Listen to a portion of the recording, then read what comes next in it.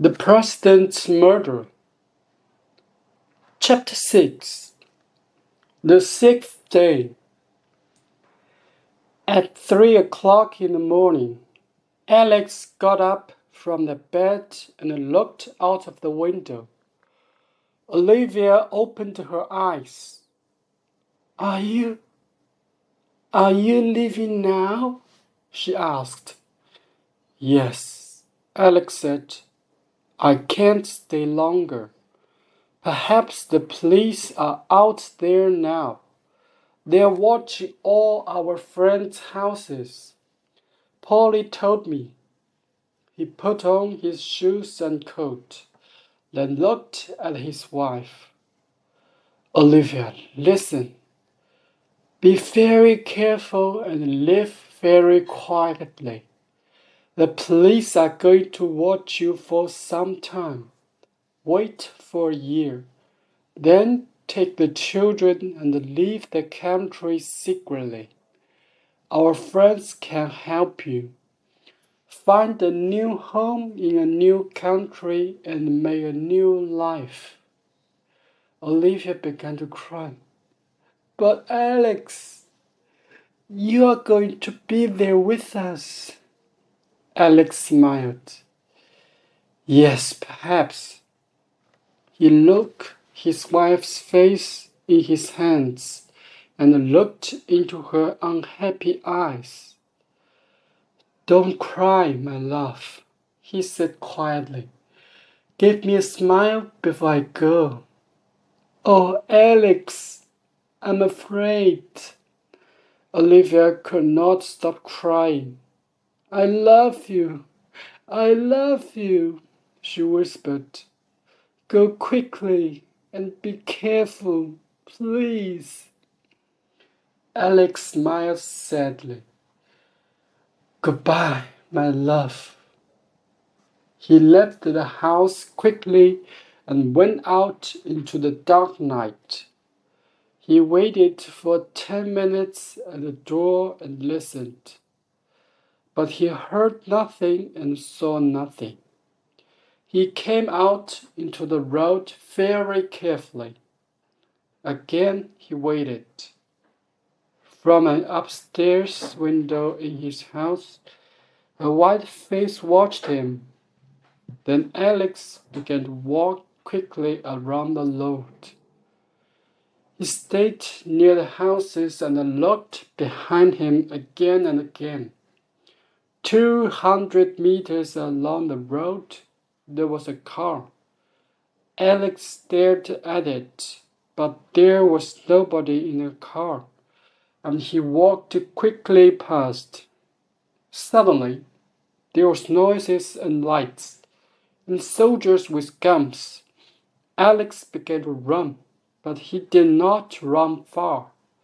There was a shot, 2, 3, 4, 5 shots, and Alex did not move again.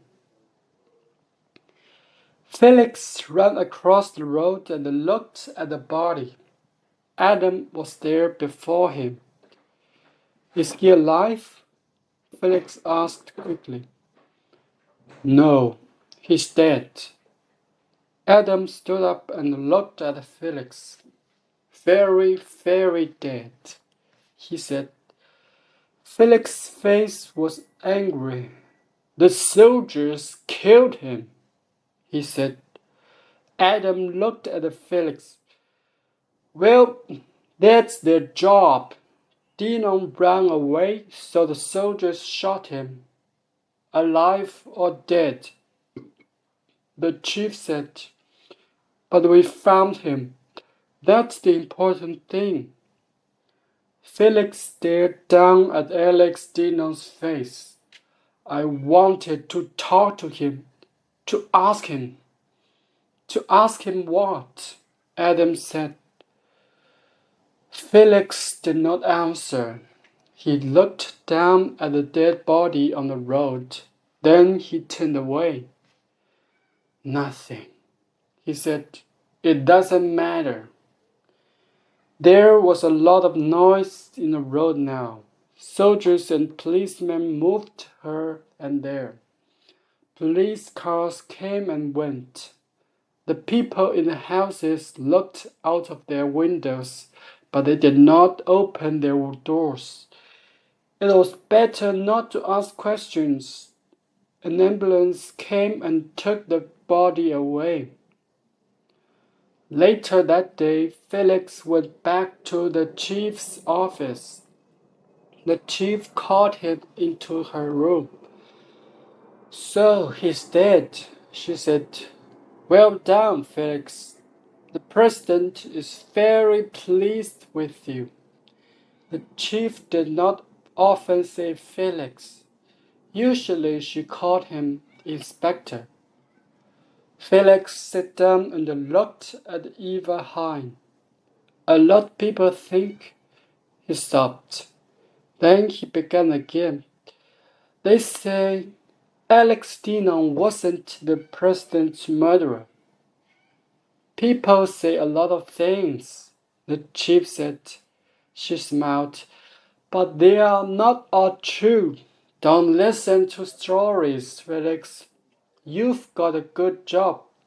Don't ask questions."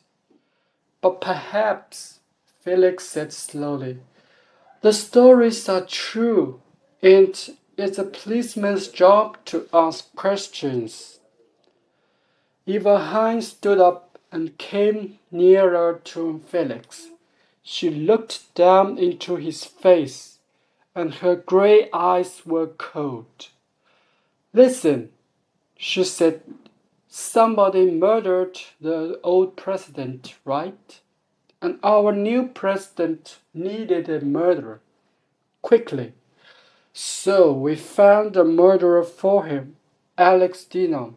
We don't kill murderers in this country.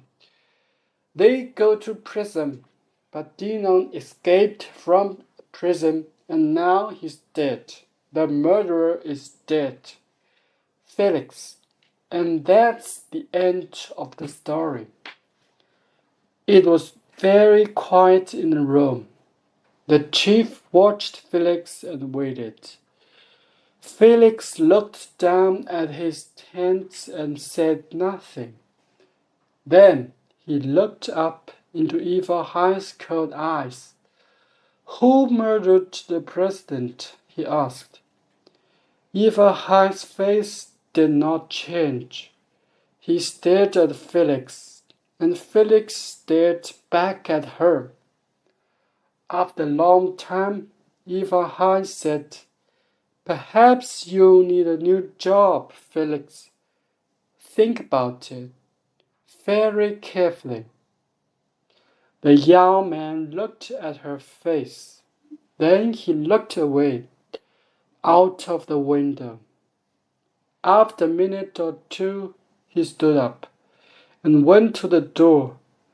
Then he turned and looked at the chief of police.